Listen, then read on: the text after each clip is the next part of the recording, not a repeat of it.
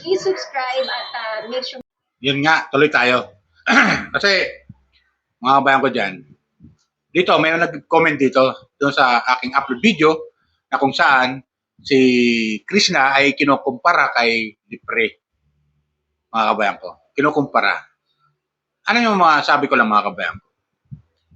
Walang masama kung ikukumpara. Ikukumpara lang naman. Pero pagdating sa ano to, pagdating sa kanya-kanilang ugali, iba-iba naman. Diba?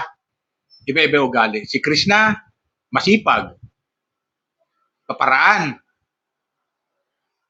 at family-oriented. Diba? Si Dipre, napanood ko yun, upload yung video ni Pugubihero, di pa natin subok yung kanyang pag-uugali, kung anong meron siya. Diba? Oobserbahan pa lang natin bilang viewers kung anong ugali meron si Dipre. Pero, maganda rin si Dipre ha. Baka naman mag-comment na naman yung mga bashers na yan. Baka naman kaigitan naman la si Dipre. Ibas nila uli. Katulad na ginawa nila kay Krishna. Ha? Kampo tayo ha, mga kabayan ko. Tuloy ang suporta natin kay Pugubihero at kay Krishna. Ganun lang tayo eh. Kasi itong mga bashers, wala tong masabi ko, wala tong magawa sa buhay. Di ba? O ayan, kinukumpara nila si Dipre kay Krishna. O di ba? Yun nga, napanood ko yung upload video ni Pugubihero kay Dipre. Dito nakita natin na talagang humanga si Pugubihero. At ayon sa kanya, maputi si Dipre. Totoo naman yan. Maputi naman talaga. At tinanong kung nag-aaral siya, sabi ni Dipre, oo. At anong year? College na pala itong si Dipre. Mga kabayan. Third year college. Isang katutubo din. Di ba? Isang katutubo si Dipre. Pero, ang masabi ko lang, ito, inobserbahan pala ni Pugubihero. Talagang tutulungan niya rin ito, si Dipre. Siyempre, di ba, bilang katutubo, alam na si Pugubihero, tumutulong sa mga katutubo. Nakita naman yung mga pagmimisyon sa Davao, di ba? Mga katutubo, tinutulungan niya. Eh, walang pagkakaiba yan. Dito, walang pagkakaiba yan kay Dipre na karapat dapat tulungan. At panibagong, masabi natin, panibagong beneficiary niya. Di ba ganun yan? At masabi, papasalamat tayo pag ito, napagpatapos ni Pugubihero hanggang kolehiyo, itong si Dipre, ay masabi natin, tagumpay yung tulong na gagawin ni Pugubihero dito kay Dipre. Di ba, mga kabayan ko? Comment lang kayo, ha? Dito, may comment dito. Basahin natin comment. Ang sabi dito, ay sa nag-comment, Kuya Randy, good PM. Alam niyo po, hindi dapat nila ikinukumpara si Krishna kay Dipre. Kasi si Dipre, bago pa lang discovered ni Kuya Jason at inirefer kay Sir Paul. So, wag na natin bigyan ng malisya. Oo. Tama naman yun eh. Tama sabi ito ng comment ito. Sabi ni Roxanne. Roxanne ha, salamat. Kasi may mga nagko-comment na ikinukumpara si Krishna dito kay Dipre. Di ba? Takesyo, maganda rin si Dipre. Mas maganda kay Krishna. Ganun bang mga comment? Bakit? Mga kabayan ko. Ito masabi ko, lalo mga Chris pa natin dyan. Mga Chris na supporter. Di ba? Maganda rin naman si Krishna. Malakas nga yung appeal niya eh. Di ba? Malakas yung appeal ni Krishna. Shoutout sa'yo, Krishna. Maganda rin si Krishna. At talagang masabi natin na subok na natin si Krishna. Maabilidad, madiskarte sa buhay. So, gano'n yung may ugali si Krishna. Si Dipre, di pa natin nakikita yung abilidad niya. Dahil, bakit? Nasabi ko, mga kabayan ko, bago pa lang na-discovered ni Jason at na-refer nga kay Pugubihero. Na pwedeng pasikatin din ni Pugubihero itong si Dipre. Di ba? Pwede pasikatin ni Pugubihero katulad ng ginawa ni Pugubihero kay Krishna na pinasikat niya. At nakilala nga natin si Krishna ngayon, di ba? Pwede yun eh. At saka ang trabaho ni Pugubihero, maghanap talaga ng mga taong matutulungan. Yung mga deserve talagang tulungan. Yan ang kanyang goal eh. Makatulong siya eh. Ito lang ginawa ni Pugubihero kay Krishna na tinulungan niya. Na deserve ni Krishna talaga tulungan. Di ba? Nakuha niyo ibig ko sabihin mga kabayan ko? Mga Krispa pa natin dyan. Mga viewers si Pugubihero. Di ba? Ganon. Ganon yung kuha ni Pugubihero. Nakita naman natin mga pag-mission niya dyan sa Davao. Sa mga katutubo. Kung gaano ka agresibo itong si Sir Paul tumulong sa mga nangangailangan, sa mga katutubo. Kasama na doon si Krishna na natulungan niya. Di ba? So, dito sa comment section, natin kumpara na kesyo maganda si Krishna, hindi maganda si Dipre, maganda si Dipre, hindi maganda si Krishna. Na mga ganun ba kinukumpara ng ilang mga bashers? Alam mo itong mga bashers? Maaring gusto nilang saktan yung damdamin ni Krishna kay Pugubihero. Tandaan natin mga kabayan ko.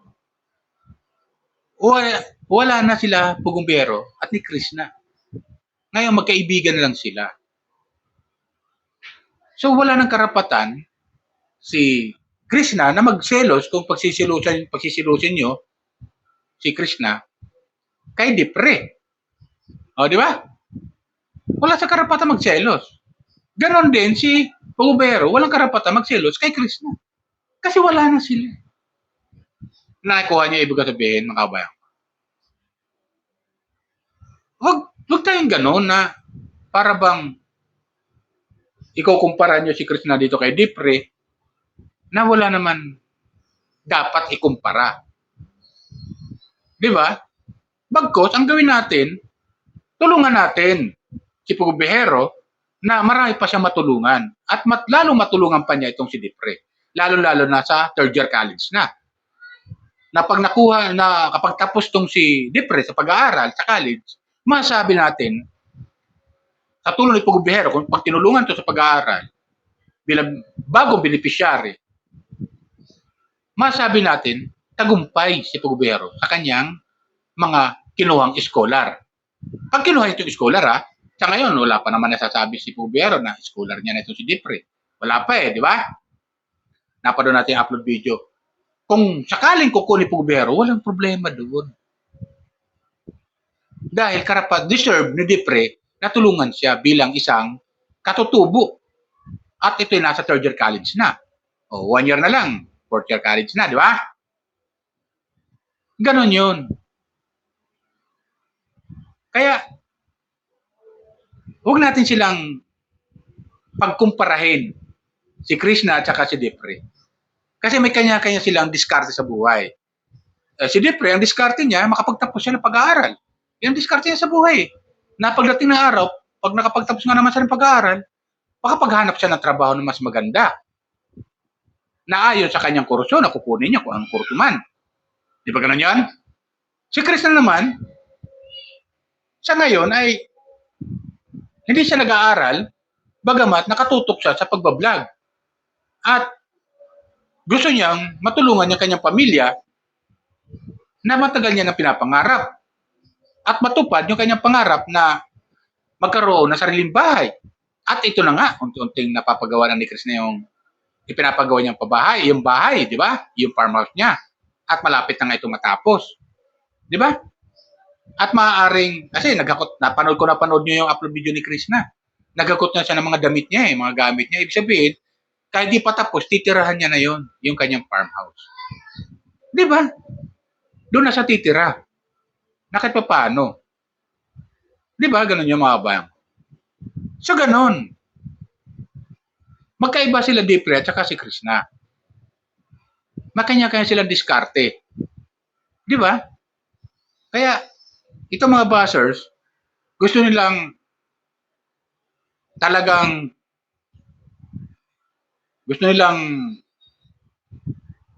may kumpara si Krishna kay Dipre, tapos parang gusto nilang pag-awayin yung dalawa. Parang nakikita ko lang o pinaiinggit lang si Krishna kay Dipre, na dapat hindi naman dapat kainggitan.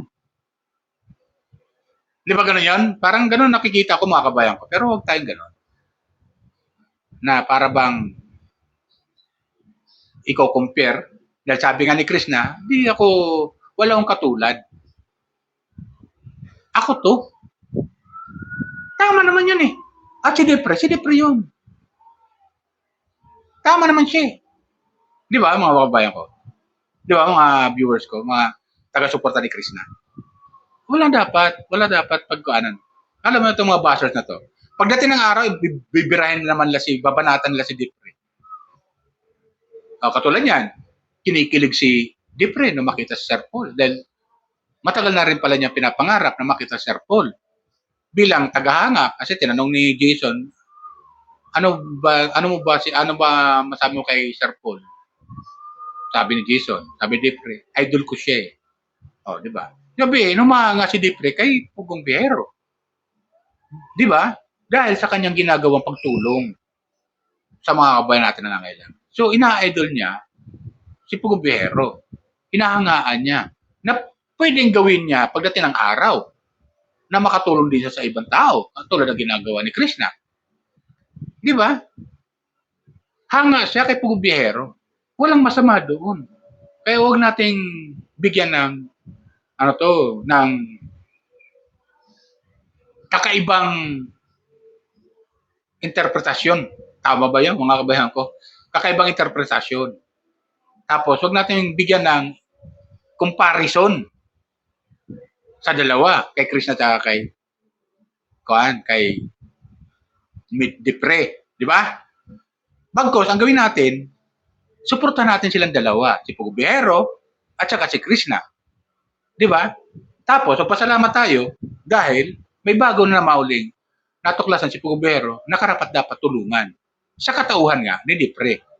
At ito yung nasa third year college na. At isang katutubo. Di ba? Na-deserve naman niya talagang tulungan. Di ba? Dahil yun ang gusto naman ni Pugong Biyahero, makatulong. Di ba ganun yun? Di ba? Meron pa dito nasa ko sa comment section, sabi.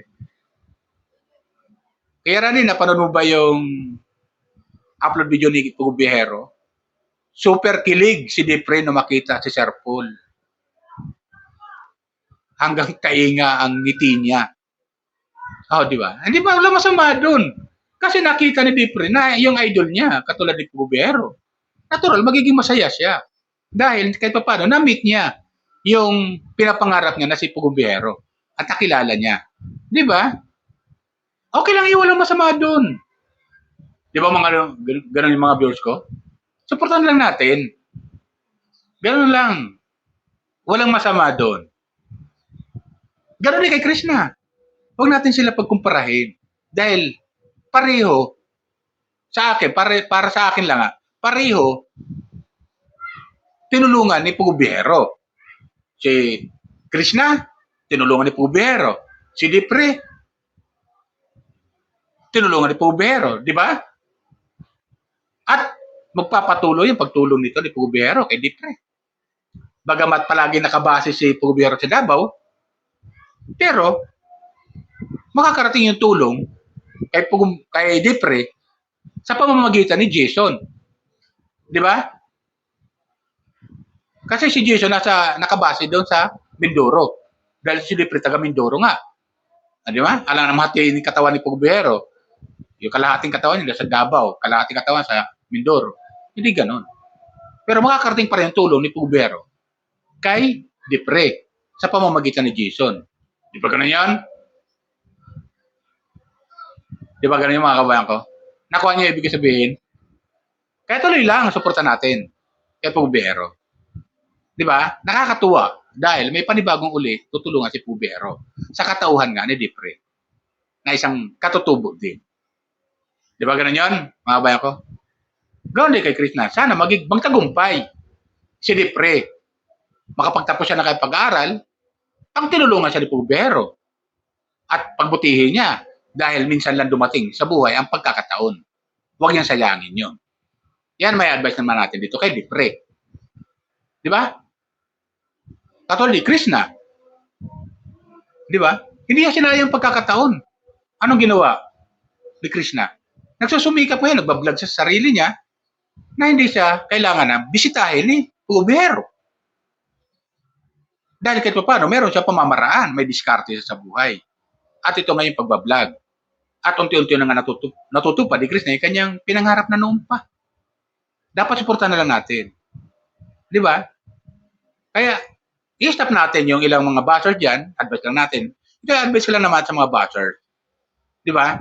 Na huwag natin silang pagkumparahin yung dalawa. Okay? Yan lang sa akin mga kabayan ko. Suportahan lang natin sila sa kanilang mga upload video. Okay? Kay Krishna at kay Pubero. Di ba? Ganun yun. At si Dipre, suportahan din natin. Na sana magtuloy-tuloy yung tulong ni Pubero dito kay Dipre ni Pubero. Okay? Yan lang po. Bye. Ingat po tayo lagi. Pagpalain po tayo ng pong may kapal.